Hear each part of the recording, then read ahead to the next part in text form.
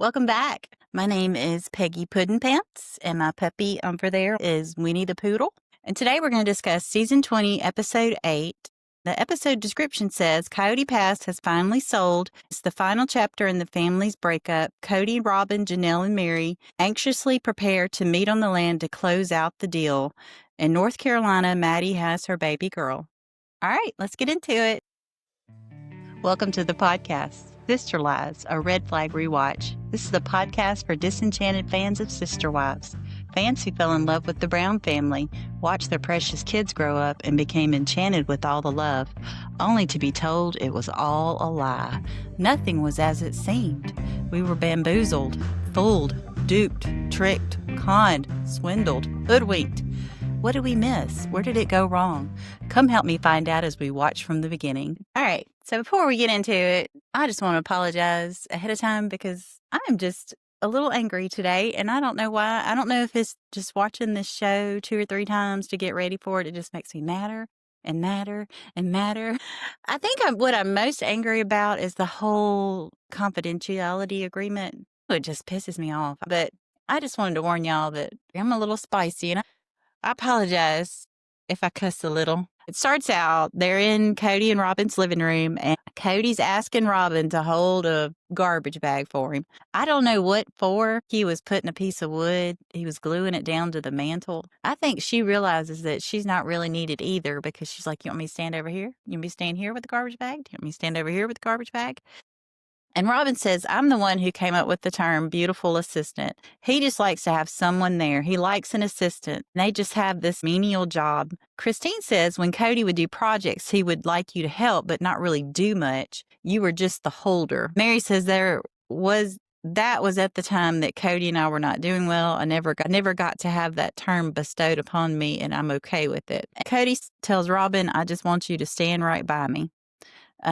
He says, so Robyn hates being my lovely assistant. He says he feels like if you're doing something that's happening in your wife's living room, I need your approval. Does this look right? And they're putting up this new mantle. They're going to put that Phoenix statue on there that's worth $7,900. So that's enraging a little bit. That sucks. And he's got those bear sculptures up there, and the 2 bears that are hugging each other is worth $7,000, and there's like 5 or 6 of them bear sculptures up there. I mean, we're talking easily $50,000 just sitting up there. Sometimes a husband will ask his wife to come help him a minute or whatever, and you're just standing there and you're not really doing much. Like her holding that garbage bag, you can't just bring a garbage can into the room. Why do you need her to stand there? And the reason why it makes people angry when they do that is they say it makes you feel micromanaged. It's disrespectful of your time. Like you have other things you would rather be doing and you want me to stand here and hold this garbage bag. Or like when Christine was building those cardboard boats and Christine was just sitting there holding the cardboard. They bickered at each other. You just want people to stand by you. You don't think there's something they would rather be doing. And here's another thing. The more I think about it, that whole Kody learning how to dance with Robyn, him saying, well, we're going to have to do it over and over and over again. I think he enjoyed that. I think he liked the fact that everybody had to sit there. He goes, I got to do it at least 10 times. He was going to make that instructor work with him over and over and make Robyn stand there and do the moves over and over. And I bet he loved that. He loved that. He didn't feel bad about it at all. He didn't say, wait, we'll just have to work on this at home or kind of do the best you can. It didn't have to be perfect, but just do the best you can. He's like, no, we got to do it again. You all got to do it again. Robyn's like, 10 times, that's a lot. He goes, oh, you'll get it too. He's just being selfish, ingrained selfish person. But I am not going to go into what happened after that. I'll just tell you that he was trying to kiss Robyn, and she said that his lip hair hurt her face, and they went and shaved it, and then they kissed a bunch of times. I am in such a bad mood. It's just all some manufactured crap. That's all you're going to get from me, because I'm done with these two. Everybody's always making fun of the way he shaves his face, so they're just trying to say it's really Robyn's fault and that she prefers it that way. It's about 2-3 pages of them talking about him shaving and how he looks younger, and how it defines his jaw and how his workouts have been working. I'm not going to do all that. Then we go over to North Carolina, and Maddie has had her baby. Janelle says around 8 o'clock we went to the hospital, and by 10:30 the baby was there. It was very quick. So Amelia Brush was born to a very relieved mom and dad and a really excited grandma. Everything went well. The midwives were amazing. Maddie's doctor, who wasn't really needed, did just stop in and see her and see everything was going well after the birth. And Christine said, I was at Axel's birth. She did it at home in Janelle's bedroom. And then Evie's birth was at a birthing center in North Carolina, and I was there for that one as well. All of the grandchildren feel like ours. And Janelle and I are co-grandparents now. Christine did sound like she was a little disappointed that she wasn't there for it because she was at the other ones. I'm kind of with Maddie on this one because all of the deliveries that we have seen Maddie go through, they'll say, oh, she's in labor, and then she'll just go for days and not have that baby. So the baby was 10 days late. Had Christine went up there, she would still be there. So I understand why Maddie was like, just wait till the baby's born, because nobody knew when that baby was going to be born. I don't think it was anything malicious. I think that she just didn't want to put Christine out that long. It goes over to Christine and David's house, and David says, what you doing, girl? She says she's making diaper cakes. It's basically where you take a bunch of little diapers and you wrap them in a roll and you make a layered cake with it. It's very cute and it's very useful. Around the cake, you put things like gas drops and pacifiers and everything a baby would need. David says, what's up with these boxes? You got more boxes. Christine says, everything here, I can tell you what it's for. We have baby showers coming up and your mom's birthday. When McKelty comes in town, I'm going to throw him a birthday party. We always have something going on. We have a lot of people in our family, a lot. David said, so what's going to happen down the road when we only rely on my income? Christine says, I'm up half the nights, sometimes thinking about it.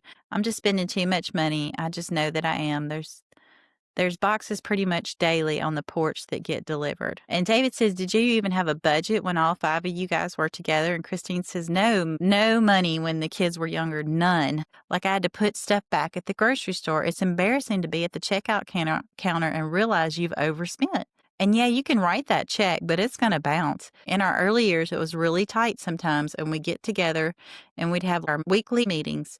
Which bill is the most important to pay this week? When I was married to Kody, when we first got married, we didn't have any money at all. And we got some money. I was in charge of my own money. Whatever I needed to do, I could just do. So everyone would contribute to the family pot. We'd all put in the same amount to the pot. Kody was more in charge of it. He'd be the one who'd write the checks. What we took out was different. I don't know what other people took out. I don't know. But I took out what I needed. Janelle said it was always hard when you get married, so everybody has different opinions about how money should be spent. We made it work, but there was definitely wrinkles and bumps and other things. Before I go any further, when she says we contributed equally to the family pot, I really think what she's saying here is that all of them got paid by TLC as a group. I think at that time they were all getting one check. One of the problems is they went so long with no money. I mean, we're talking about 15 years. Once they all got married and started having kids, they went 15 years being broke as a joke. And so when they finally got money, nobody was being responsible with it. They were just excited to have anything. That has influenced her way of thinking now. When she's like, I just took out what I needed. It never occurred to her that other people would take out more than they needed because they struggled for so long. Why would they do that? I wish when they had their weekly or monthly meetings after that, they would say, well, Janelle took out this much and Christine took out this much and Robyn took out this much. I don't understand why that wasn't ever done. It's like I've been saying, every one of these people are part of a business now when they join this show. They're all equal partners. Each one of them owned 1/5 of this business, and they should have known what was coming in and out. But I think the mentality of just being broke for 15 years just kind of ruined them. Janelle believed in polygamy so much and that everything was going to be fair and equal that she didn't even hold anybody accountable because she thought, well, one day they're going to take care of me. And they never did. And Christine says, so we paid for a lot of the kids' education out of the family account. I know you would never do that. And David said, no, it's different. It's a different ball game. You're no longer married in that group. You're married to me. We got to start looking at where we're going to be down the road. And Christine said it was like a big deal to Kody to not go in debt for college. If I can help take the stress off of them, I don't see a problem with that. There were some years I had nothing to give my kids, like nothing for Christmas, nothing. So yes, I go overboard now because I can. David says, okay, but what point will it interfere with our future too? Christine says, I'll talk to you about it. It'll be like, hey, this will come up. Can we do this? She says, I'm not sure what we're going to do with Truly. She definitely wants to go to college. She's definitely going to college. I don't know how things will be different by then. And if we only have David's money to go on at that point, then we'll have to talk about that more. She says, I do have some more packages coming though. I'm telling you that straight up. This is just the beginning. David says, I'm going to get myself some packages to keep up with you. She said, game on. David's like, no, I don't really want to do that. Here's a few things. I understand what David is saying.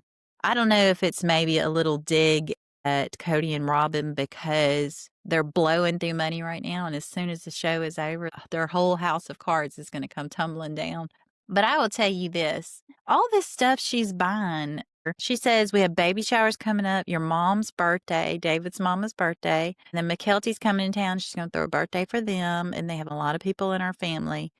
A lot of that stuff is for his family and her family. I'll say this. I don't fault David for what he's saying, and I think he's just trying to get her to think ahead. But at the same time, if the heifer wants to buy all that stuff, she has every right to buy all that stuff. And if she wants to put all of her kids and all of her grandkids through college, she's got every right to do that. And you know why? She's a #1 bestseller. She wrote a book. She's gotten at least $1 million so far off that book. And I'll tell you this, season 19 had 29 episodes, which means if she had made $25,000 to $40,000 per episode, she has made $1.1 million just off season 19. She's got Airbnbs. She does cameos and she sells Plexus. So if she wants to buy and put kids through college and do all that, she should do it. She should do it. Now, she should take David's advice and invest some of that money and put it away for later days and don't blow through all of it. But she can do whatever she wants to do. And it kind of irked me a little bit that David's kind of fussing at her. I could see where he's coming from, but at the same time, it's like, Christine, you do what you want to do. You struggled for years. You cut out coupons and y'all were hungry, eating moldy bread for years. So yeah, make you a diaper cake, do all that stuff. And David's net worth right now is $1.5 million with this drywall. So, I mean, if he were to look at Christine and really truly knew Christine and knew her past, he would know if there was no money, she would not buy anything. Unlike Robyn, who is blowing through their money, who has bought a $2.1 million house with a $20,000 a month mortgage that they will never keep if the show ends. Christine's got herself settled. She has done her time. She can do whatever she wants to do. Anyway, that's all I got to say about that. Y'all tell I'm a little grumpy today. And Christine says, I didn't like talking to Kody about money, but after conversations with David, there's no stomach aches. I'm surprised by that. I love the marriage I have with David. I like this partnership a lot. And it goes back to North Carolina, and Caleb's looking tired, and he's talking about the delivery. He says, Maddie and I are just arriving at home. She's just given birth. We were at the hospital for more than 24 hours, but now we're home. Everybody got to see the baby. Everybody got to hold her. I wonder if TLC wanted to be there because they're talking about how fast it was, and they just kind of discreetly did it without them, which I totally understand. Because Janelle's like, well, we got there. She had the baby within 2 hours. Y'all missed it. But they had some cute pictures. Maddie says, I feel good. I feel tired. And there's a lot of chaos going on. And she does look tired. Christine says, there's nothing like a newborn baby. This baby will be number 7 for us. I love to be there. And if I could be there, I absolutely would. But it comes down to mom and what mom needs. I told Maddie, let me know when you want me to come out. And she said to come out after the baby was born. And that makes a lot of sense. Which it does because the baby was 10 days late. So if Christine had gone over there, she'd still be over there. Janelle says, so they named her Amelia Estelle because in the South, everybody has 2 names, which is true. Not everybody has 2 names, but it is very common. Maddie says, so we call her Millie, and then Estelle is a star, and that is for Garrison. Garrison photographed the night sky. He loved the stars. And Caleb tells Evie, you're a big sister now. Maddie says, I feel like when a nickname is given to you by a family, it's almost always endearing. So I think we're going to call her Millie Billy. Well, that's cute because Millie's her first name and Billy would be after William, which was Garrison. Then we go back to Kody and Robyn, and I'm trying to be better. I'm trying to center myself. I'll just say this. I feel like their whole storyline is fake from the second it starts to the second it ends. None of it feels genuine. It all feels like a lie. It feels like a huge gaslighting scene every time they open their mouths. Just right here, for example, she's standing in the pantry and she's like, "Oh, I didn't realize that. You went and got the picnic tables? We already have the money? You sold the land? I had no idea." It's like they're not even trying. It's just so frustrating. It's like my intro says, we fell in love with this family. We fell in love with these kids. And Kody and Robyn are just ruining everything. And why are we still entertaining these people? Every day something comes out, something horrible they have done. Why are they still on this show? I wish they would just take them right off. I got to get over that. So he tells Robyn, we got the money and he got the picnic tables. And you look in their pantry and it's full of crap, just full of crap. And none of it's even real food. It's not like cans of food or boxes of macaroni or cans of soup or nothing like that. It's all snacks, all of it. And not even the good snacks. You can tell it's all the gluten-free crap, which makes me mad too. I'm like, you had all this money and you wasted it on gluten-free chips. And you've got like 200 little bags of chips in there. And chips only last 2 to 3 months. You're going to have to throw all of those away because they're going to go stale in no time. You're just wasting money. And you're not even wasting it on the good stuff. She's like, I've got to organize this pantry. Well, what are you doing with all that stuff? Why do you have so much stuff? Y'all ever went to Sam's and maybe you were a little bit hungry when you went in there? And I'll come out and I had spent like $300. I'm like, how did I spend $300? And half of it'll be snacks. But I will take some of those snacks to work or give them to family or do something because I do not want to waste that money. It just looks like that's their everyday life. This big walk-in pantry just full of these crappy snacks. You had all that money, you could have got some good stuff. Get some Doritos and Fritos and the big chunky Cheetos. Those are good. You didn't get any of that. So none of it's real food and it's not even good snacks and it's probably all gluten-free crap. And then they go into the loss of Kody Pass and I'm not even going to talk about that.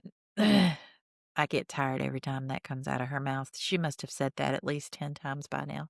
Nobody believes you. Shut up. Shut up. Kody says, all right, pretty soon we'll close on the property and we'll meet out on Coyote Pass with Meri, Janelle, and Justin. Like this is a celebration. Justin is excited. I think he intends to pop some champagne. And I don't know that this was Justin's idea. I don't think Justin would have suggested this. This was TLC's idea. Because Justin, when they show the coming up on next week, he's like looking at everybody going, what is wrong with you people? So I don't think this was his idea at all. Okay, so it goes over to Meri, and she has finally began construction on her B&B, which she wanted to do 3 years ago, but Kody farted around and wouldn't give her money and put her on the titles or do anything. So now she's finally getting to do it. She says they're working on removing the kitchen right now. The backyard is a disaster. She says they're basically redoing the entire inside of the house, which is good. She's talking and there's hammers in the background and she says, can you hear me? And she laughs.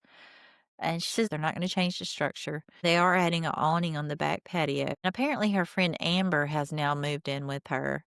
And Amber says, so I'm living here now. I was feeling like super out of alignment with my career and where I was living. I needed a change, very desperately needed a change. So Meri says, yeah, I've got so many rooms. And she says, my family and Amber's family have known each other for basically my whole life. This is temporary for Amber. It's temporary for me. And also we don't know how long temporary is. When the time is right for either of us to move on, we'll know. So, and she says, so the Coyote Pass property has finally sold. It is done. Holy freaking hairballs, which is funny. So I'm going to Flagstaff where we're going to meet at the property. I will be seeing Janelle and Kody and Robyn. Unless there's something that I don't know, the property is divided equally into our names and has been sold. And so it's kind of like the final peace out, bitches. I have been in communication with Justin, the real estate agent. That's how I actually figured out the sale actually was going through. And Amber says, how do you feel about seeing Robyn after everything? And Meri says, well, our last interaction was really weird. Just when we were trying to figure out everything with the way that the property was divided. I think the issue was getting our names put on the appropriate pieces of property. I mean, there was that. There was a lot of conversation surrounding that, and I don't know why it couldn't just be signed on. I just stood my ground. And I don't think she liked that, but whatever. And Amber said, well, people that benefited off of you not growing usually don't like it when you grow. And I think I think they're trying to add more people into Meri's life. And if it's another friend, it's another friend. So I hope that Amber works out. Robyn says, Meri and I have always been able to talk frankly with each other. I was really trying to find out what she needed. My intention was always in her best interest. Meri says, I feel like if Robyn and I were to have a friendship again, it would have to start at the very beginning because she is loyal to Kody as she should be. I am not. We would have to have some really hard conversations. There's just not trust with me and Robyn. There's not. I think this is probably something the directors asked if she could ever be friends with Robyn again, and she's just answering. I don't think she has any intention of having anything to do with Robyn. I wish they would talk about stuff like that. Our last conversation was weird. They just allude to it. They don't go into it. Goes back to Kody. Guys, you ready to eat? Hey, let's sit at the table. Okay, I just wanted to tell the kids it's a real thing. Kody Pass is going to sell, and he says we no longer own Kody Pass. And this means we won't be able to go out there anymore. And this is so good. Robyn looks at Ariella and says, did you hear what he said? Kody Pass is sold. We won't be able to go out there anymore. And she's like, okay, is that it? Like, am I supposed to? She don't give a shit. She don't care. She don't care at all. Kody goes into, oh yeah, some of my favorite memories of Kody Pass are skinny dipping in the pond with all the kids. I wish he would quit saying that they were skinny dipping. That is not skinny dipping. Skinny dipping is completely naked. The girls were fully dressed. Gabe had on boxer shorts. You had on those awful tight black underwear things and you were flexing with your pasty white legs. That is not skinny dipping. Stop saying skinny dipping. And that pond is not really a pond. It's a drainage ditch. It was the runoff where all the drainage would go so that the land wouldn't flood. It was not a pond. And it's just full of cow poop and prairie dog play. And I don't know why he was just so amazed by this. Aurora says, little Robyn Jr. here with her sad Muppet frowny face. She goes, I think it's also sad because at one point Kody Pass represented the dream. I'm just not reading more of that. I'm so tired of that crap. Kody said, I've been so blindly optimistic about our family, especially through some of the hardships we had to endure, like being driven out of Utah and then going through that experience of getting those 4 homes. I just felt like that stuff was uniting us, but buying Kody Pass didn't unite us. I mean, we did so good and then we didn't. There won't be any more memories at Kody Pass, but there will be plenty of memories here, and he's referring to the McMansion 2.0. Dr. Adams says he feels like getting those 4 homes in the cul-de-sac is ultimately what drove them apart. Because before, nobody really kind of knew where Kody was. But when you live in a cul-de-sac, you see his car parked at Robyn's house 24/7, and you can see him over there 24/7. He has the choice to be at any of those houses, and he's choosing that house all the time. He thinks that's what really drove them apart because it was in their faces then. And Meri says there's been some conversations I've had with Kody, and even that one with Robyn that I was just like, I'm done. I'm done. I'm not going to deal with this. In fact, at the end of that conversation, I said, I'm not your wife. I don't have to listen to this. I'm done. You can talk to my lawyer from here on out, and I have not talked to them since. I did have a really rough conversation with Kody. He went after Jen, and I won't stand for it. Again, they're not talking about what was said or nothing. They're just being vague about it.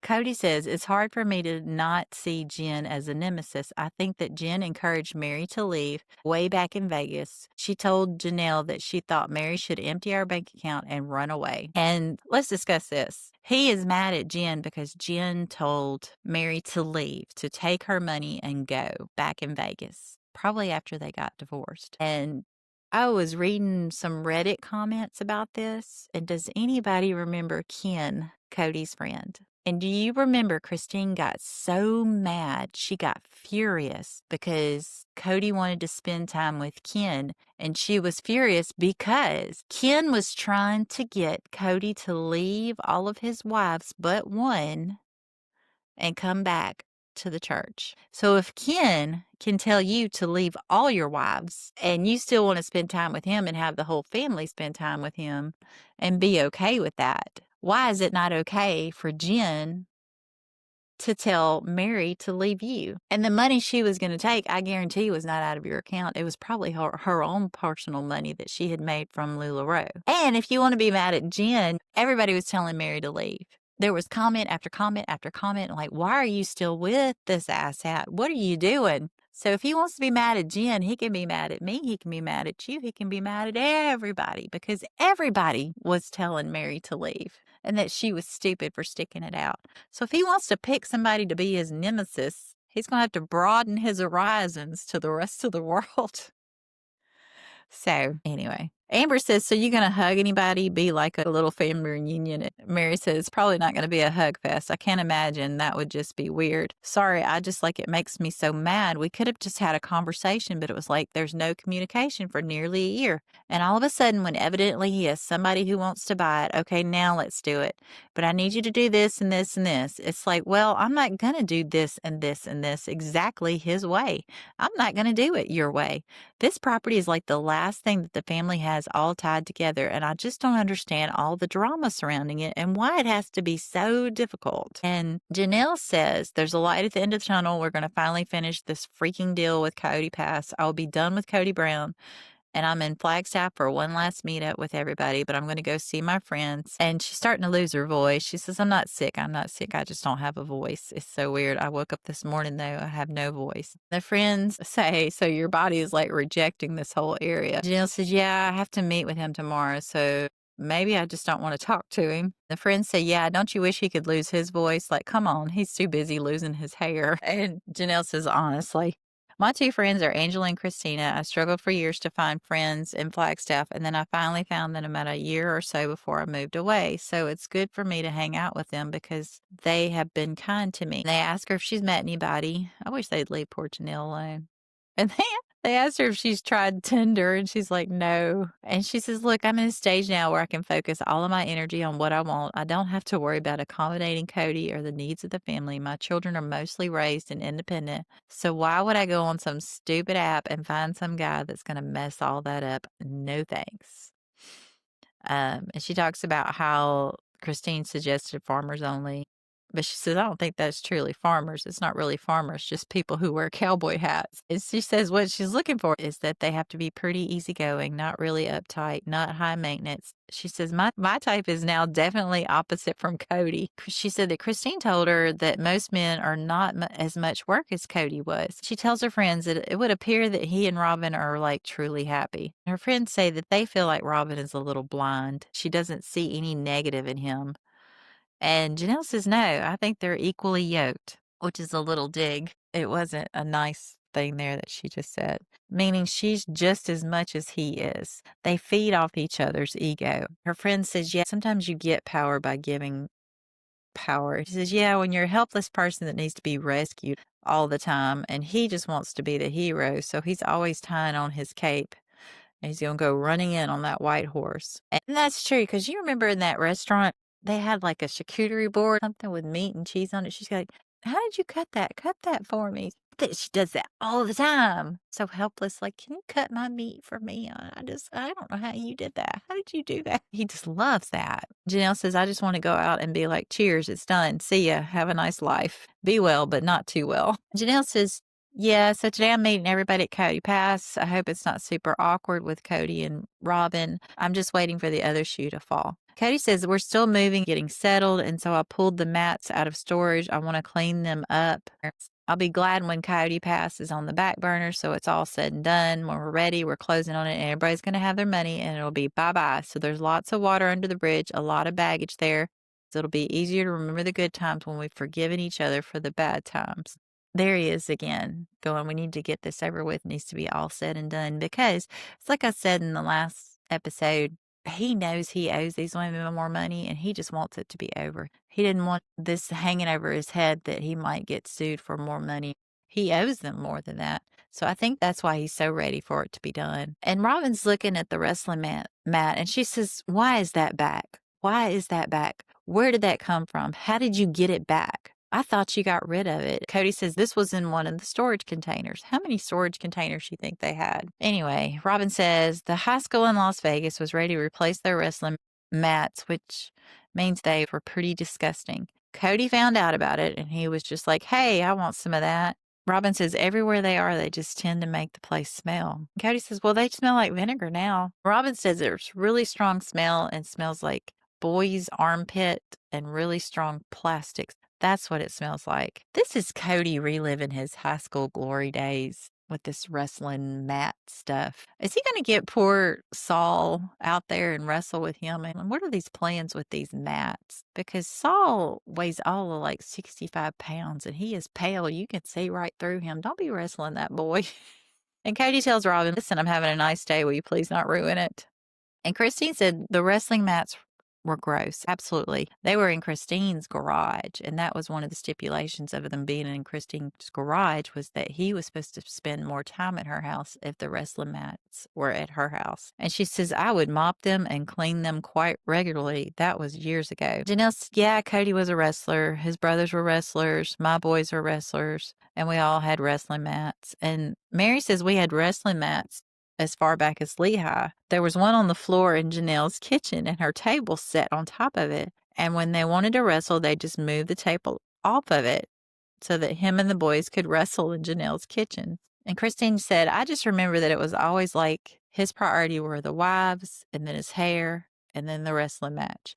That was the order of his priorities. So he's just trying to relive his glory days, get some of his youth back with these wrestling mats, just bringing everybody's attention back to the fact that he was a wrestling champ in high school. Kody says to Robyn, how are you feeling about going out to Kody Pass tomorrow and seeing your old friends? And Robyn says, my old friends. And Kody says, being out on Kody Pass with Janelle and Meri is not really making me that nervous, but I know the relationships are very strained. No doubt in my head it's going to be a bit awkward. Robyn says, I hope it goes well, and I'm hoping that Kody is in a good enough headspace himself that he will keep it peaceful too. And just make sure you're kind. That's all I'm saying. We just need healing. Kody says, but you're worried that I can't behave. And Robyn says, no, I'm not worried that you can't behave. I know you can. It's just whether or not you will. She's just wanting to make sure there's not another knife in the kidney scene or Janelle having to tell him to go F himself and shut off the camera. She just doesn't want all that to happen again. Kody starts throwing people under the bus and he says, before Kody Pass sold, we got a written offer, but we were still in the middle of the paperwork to reassign all the property to make the four of us equal owners. The paperwork took a long time because we couldn't agree. There was too much to agree on and we were going back and forth through lawyers and that slowed it down significantly. And I think this next part is the reason why I'm kind of in a bad mood because this made me so mad, because it kind of just put it out there in the open how badly they're treating these ex-wives. Meri says he's putting the whole thing on me, that I slowed it down, that I'm the problem, but it had to do with the fact that they were trying to get me to sign a confidentiality agreement that I was not willing to agree to. Why do you want me to sign a confidentiality agreement? Why are you trying to silence me? And if you didn't sign it, can you please just tell us what it said? Because you didn't sign it. Tell us what they were trying to do to you. Quit giving us all these little hints of what might have happened. Tell us what they were trying to get you to sign. Kody says after we took the offer, Janelle was worried about losing the buyer. And so Janelle is like pushing me to either comply completely with Meri's wishes or to force the sale. I got in the place where I was like a backdoor deal almost with Janelle. Like, hey, we'll just sell it out from under these two because Robyn was like, we're not going to mess them over. And I'm like, no, we should mess them over. And this is why I was a terrible polygamist because I could never say just like sit down and shut up. I could never do that with these wives.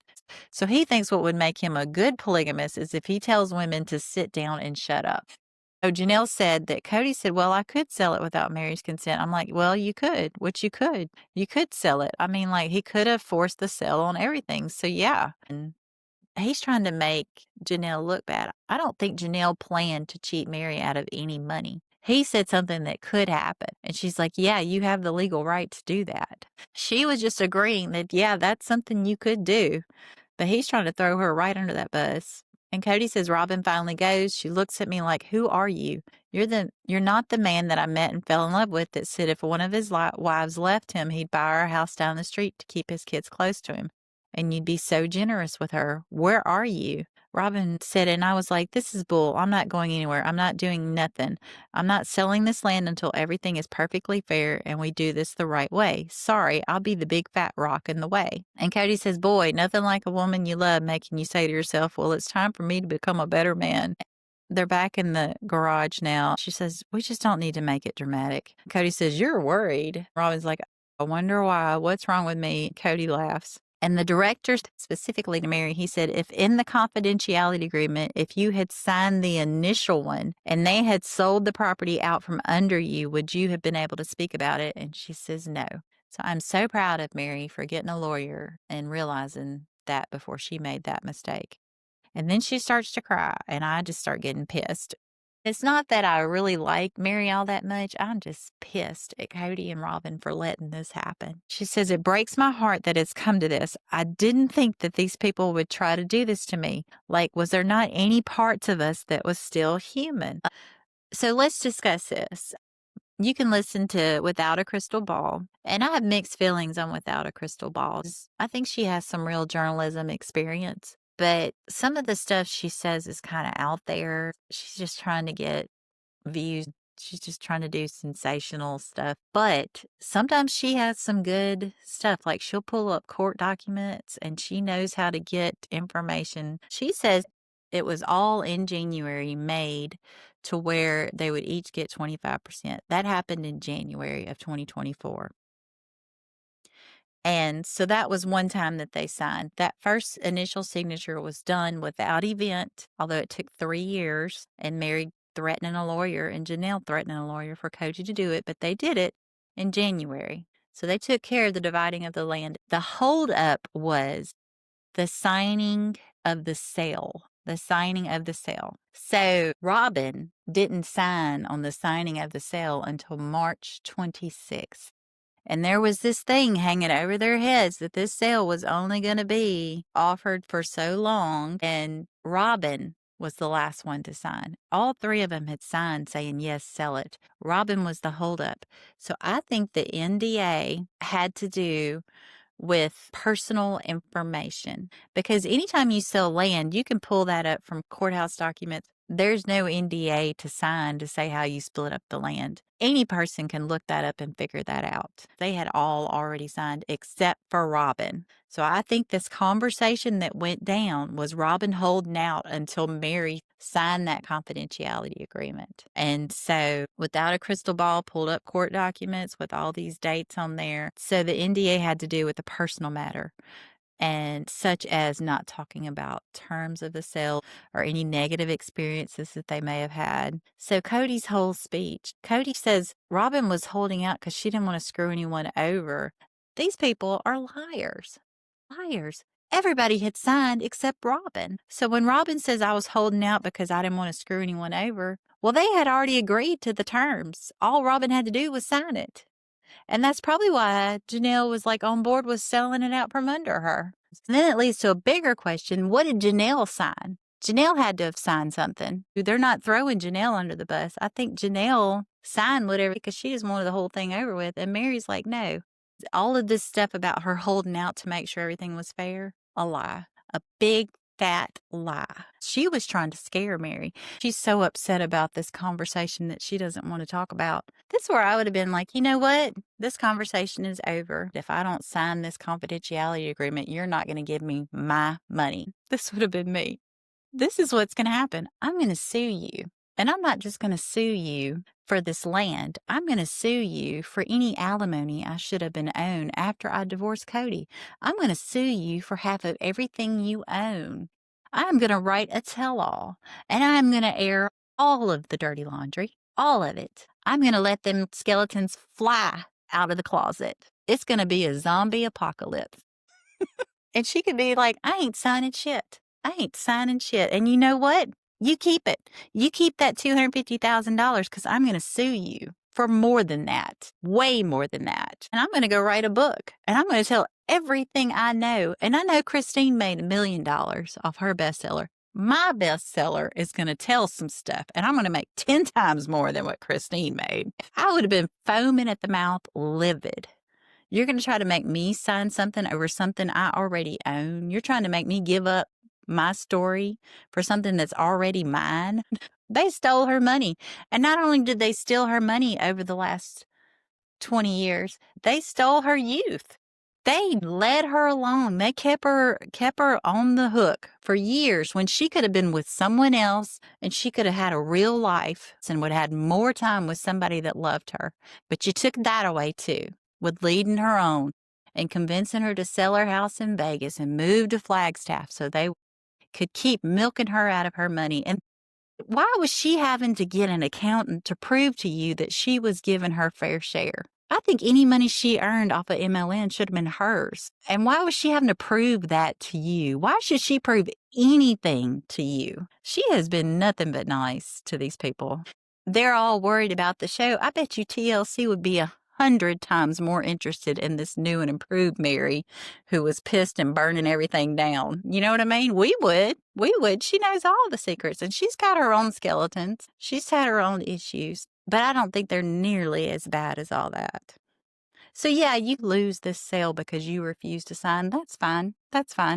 And then you just leave and just burn it down. That got to me. Okay, I got to calm down. It goes back to Kody. He says, I got this angel and a devil on my shoulder, okay? And the angel will suggest things to me, and the devil will go, yeah, let's do that. But let's do it like this. The director asked Janelle, is Meri aware of this side deal that Kody brought up? And Janelle was like, yeah. Nobody was really talking to anybody like Kody and I were the only ones that were really talking, trying to get this deal to go through. So all Janelle cared about was Tata Farms and taking care of her family. She didn't give a crap about all this drama. So she was just trying to get the deal to go through. She's like, I just want my money. I want to move on. And Robyn says there's been more effort put into creating pain and hurting each other than the effort that was put into these relationships. It just makes me angry. Maybe if we had taken all that energy and put it into working out relationships, we might not be in this mess. So Robyn gets angry and says, maybe you've taken all that energy and put it into actually like working out relationships. Like you refusing to get out of the car because they're still in the car and being upset because they didn't hop out of the car as soon as you finally decided to show up. That's not you putting your energy into making these relationships work out. She's so full of crap. Janelle said, so today I'm meeting everybody at Kody Pass. We're going to meet the real estate agent there. I hope it's not super awkward with Kody and Robyn. I've had a little bit of nerves in my stomach because it's an unknown right now for me when we all get together. So is this real? Like, is this really going to happen? Are we really going to close? I'm just waiting for the other shoe to fall. She just feels like something's going to happen. It's not going to work. It's not going to go through. They've been wanting this for so long. Anything can go wrong. And it shows Meri and Janelle, they get there and they both get out of the car and they hug each other and they say, how's it going? Good. And how's it going? And they talk for a little while and they're just like staring off in the distance. Like, when is everybody else going to get here? Because Kody and Robyn are late, which is a crappy thing to do because they live there. Why are they late? Meri came from Parowan. Janelle came from 3,000 miles away and managed to be there on time. But Kody and Robyn can't be there on time and they live 20 minutes away. That was a selfish, egotistical thing to do. Why are they late? And Janelle says, so glad this is finally done. I think if I hadn't been fighting for it and then Meri hadn't been fighting for it, I think we'd still be sitting here with Kody Brown thinking that someday he could sell it and take what he was entitled to and we would just get whatever.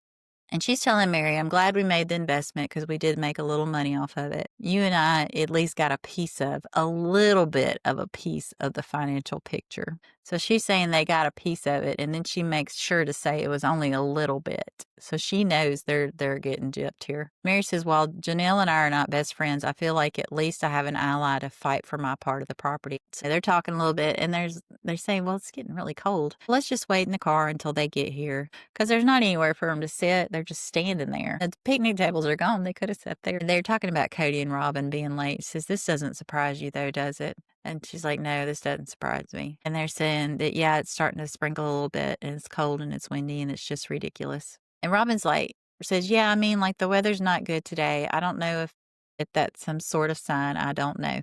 So that tells you right there, she knew that it wasn't good weather to be standing around waiting outside. And she says, I just really hope that it's actually positive. And then she says, Kody and I just pulled up and Meri and Janelle are sitting in their cars. And I'm like, okay, this is a message. And the message was, we don't need to interact. And she is such a victim. They were the ones that were late. And you expect them to just be standing out in the cold, wet rain waiting for you? You expect them as soon as you pull up to just jump out of their cars and run to you? What are you thinking here? What are you thinking is going to happen? She has this victim mentality, and then she keeps feeding it to Kody, so he's always pissed too. So she keeps giving him this attitude, and she's making him worse with her attitude. And you're just selfish asshats, self-centered whiny ass. And Janelle says, I don't know. I don't know what's going on. I don't know if we're waiting for something. I just want to go home. I just want to go back to my hotel and get on some sweats and sit and watch TV or whatever, just something else. So she is just done with this. Meri's like, are they having a prayer in there? Are they praying for peace because they have to go see the exes? And Kody said, nobody's getting out of their cars. We're waiting for Justin to show up because we wouldn't naturally want to meet with Meri and Janelle. After all we've been through, Meri and I have been talking through lawyers for 2 or 3 months. With Meri, I never knew what I was going to get. Janelle said, so it's a standoff. I guess it's a standoff at the Coyote Pass, final showdown or something. I don't know. And it goes to next time on, and it shows them all still sitting in the cars. And she says it feels like an old Western standoff at Coyote Pass. It's just ridiculous. And Meri says, I think Robyn felt like she was going to be persecuted or attacked or something. And I'm like, no, we can be adults here. And Kody says, Robyn hates girl games. Well, she needs to quit playing them. She's the only one playing here. She could stop. And Janelle says, my girlfriends and I are wanted to go travel, and we're going to go to New Orleans because why not? And it shows Kody and Robyn talking. He says, the knife of the father is never out of the heart of his children. And Robyn says, that's what my point is. That breaks my heart. And why does he talk like that? And Robyn says, that breaks my heart when I see Kody being rejected by his kids. I see myself being rejected. Shut the fuck up. What the hell, Robyn? It's not all about you. Quit making everything all about you. When I see Kody being rejected by his kids, I see myself being rejected. Okay, TLC, let's be done with these people. Let's just be done with them. I'm so sorry I've been such a bitch this whole thing.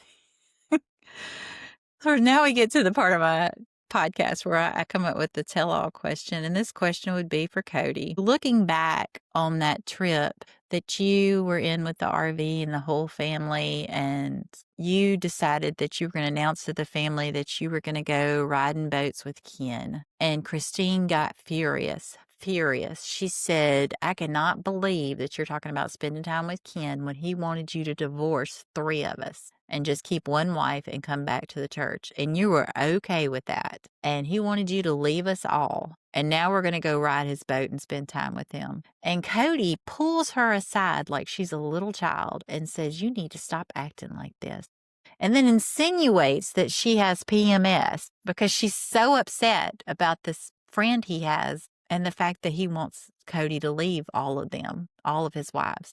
But when Jen tells Meri, after you divorced Meri, and after you have said that you're not going to have anything to do with her, tells Meri, yeah, maybe you should leave. Take what little money you have and leave. Now, all of a sudden, he's some superhero that's got an arch nemesis in Jen. How is Ken any different than Jen? Jen was actually trying to protect Meri. Ken was just up in your business.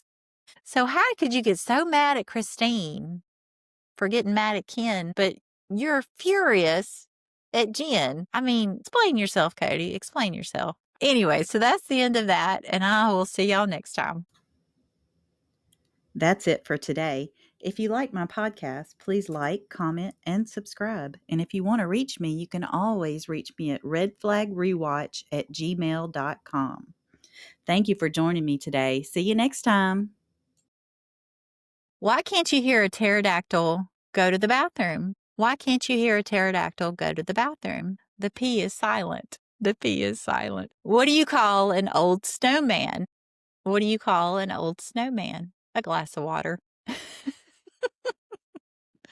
right. See y'all next time.